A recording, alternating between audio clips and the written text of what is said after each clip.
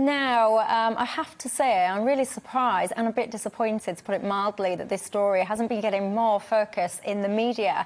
It's a stat that I mentioned just before the break. More than 70 young girls suspected of being the victims of sexual abuse are referred to social services every single day. More than 70 a day. Wow. Almost 27,000 girls aged under 18 in England were either the victims of sexual abuse or at risk of being exploited in 2019 to 20. And this, by the way, is according to stats released by the Department for Education. These figures are absolutely mind-blowing, and as I've said, to me, they should be getting a lot more focus and conversation. Joining me now is Maggie Oliver, who many of you will be familiar with. Maggie, good evening to you. I was just explaining to the viewers there, Maggie, 70 girls a day getting referred to social services. I mean, you've been involved in this topic for quite some time, and we've seen lots of the headlines surrounding this topic. Why is this still going on to this volume?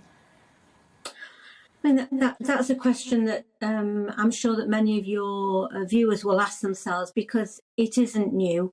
It doesn't appear to be getting any better. We're in a position in this country where child sexual abuse is virtually becoming decriminalised. You know, we deal with cases every day in the Maggie Oliver Foundation, and we find that a vast number of cases are being closed without charge. There are gaps in recording. There's delays in all the systems, and the outcome of that, the reality is that the abusers are not being prosecuted. I think the stats show that less than 1.6% of all reported abuse ends up in court, and that destroys trust in the system. And it leaves the children and the victims at the mercy of the offenders and the abusers, who go on to abuse another child on another day. I think that we are in a position in this country where I was speaking to teachers and to social workers even just last week, and the systems are so slow, so lengthy. We need radical changes in the way we deal with child abuse. It isn't just about investment, it's about the processes, it's about the procedures, and child abuse is not prioritised. I mean, you look at the funding and the attention that is thrown at terrorism. You look at how COVID has been an open checkbook for the government.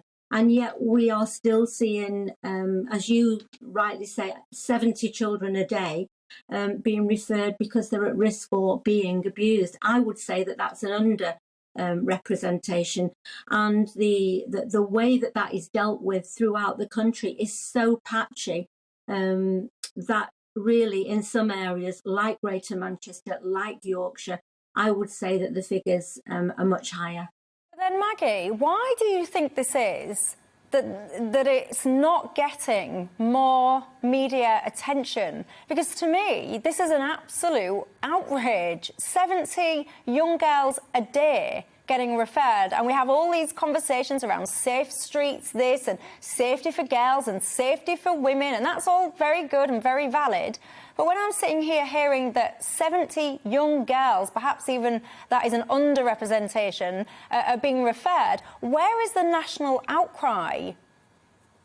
That's what I ask myself all the time, Michelle. You know, for me, this has changed my life, trying to bring this to the public arena. But unless we get the government to take it seriously and absolutely throw everything we've got at it, it's just not going to get any better. I do still think that there is a lot of victim blaming going on. I do think that these children are seen as a nuisance. I often say, this isn't the children that are being targeted by these gangs are not the Chief Constable's daughter. They are not Boris Johnson's children. These children who already live in very difficult situations, they're seen by those at the top, in my opinion, as an underclass. And we get a report and another report, but nothing really changes. My belief is that the children that are being abused, victims of abuse, need to be nurtured. They need to be listened to. I don't believe that should be the police. My personal opinion is that it should be charities like the Maggie Oliver Foundation who go in there, who are an advocate for these victims, who hold their hand, and then they will have the courage and the strength to see a prosecution through. And that will send out a very strong message to paedophiles, to abusers, that we are going to deal with it properly.